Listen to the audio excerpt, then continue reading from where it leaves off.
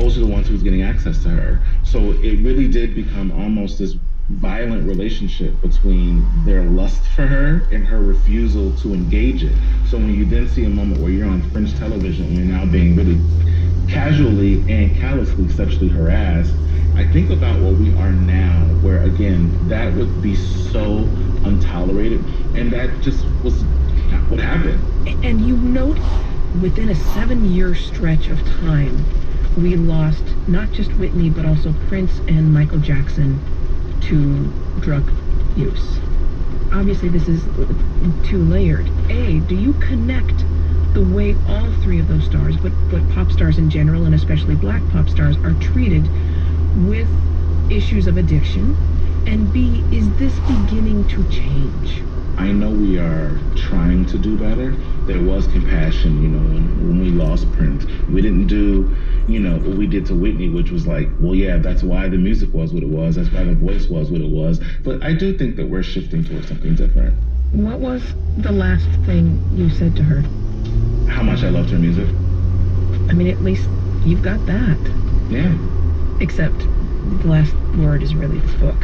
And that's to me, I feel I think the greatest offering I could have given to any artist that I respect, just as a cultural critic, was taking the time and the care and the love, the totality of who she was. I thought that needed a moment of scholarship and reverence.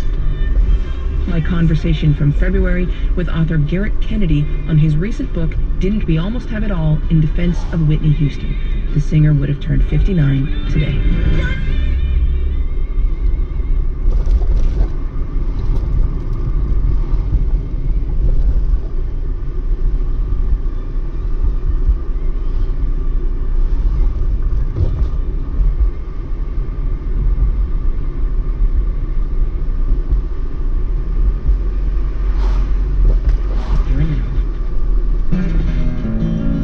This is WHYY. Hello, I'm Priyanka Tiwari in Philadelphia. We're looking at partly sunny skies this afternoon with a few pop-up storms expected later this evening and this afternoon too, actually.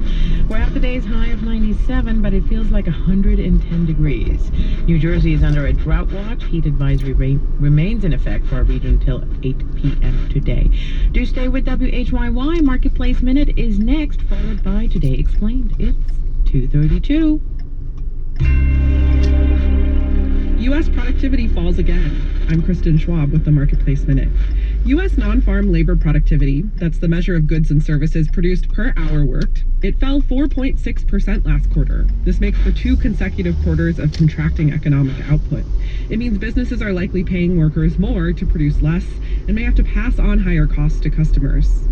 President Biden will sign a bipartisan $280 billion bill to boost high-tech manufacturing in the U.S. The CHIPS and Science Act sets aside money for U.S. chip makers and offers tax credits to encourage investment in semiconductor manufacturing. The National Federation of Independent Business released its Small Business Optimism Index for July. The results are mixed. Confidence edged up for the first time this year because of dropping fuel prices, but business owners are still worried about inflation. I'm Kristen Schwab with the Marketplace Minute.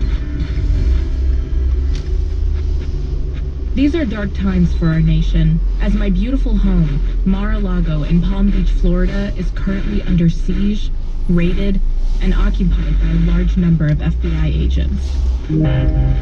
Florida man's beach house searched by FBI, except this time, the Florida man is the former president of the United States.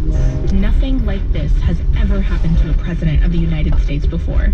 He wastes zero time politicizing the raid. The political persecution of President Donald J. Trump has been going on for years, with the now fully debunked Russia scam, impeachment hoax number 1, impeachment hoax number 2, and so much more.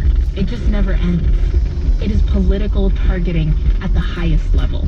Ahead on Today Explained, what we know and what it means for the Florida man who wasn't home when Mar-a-Lago was raided.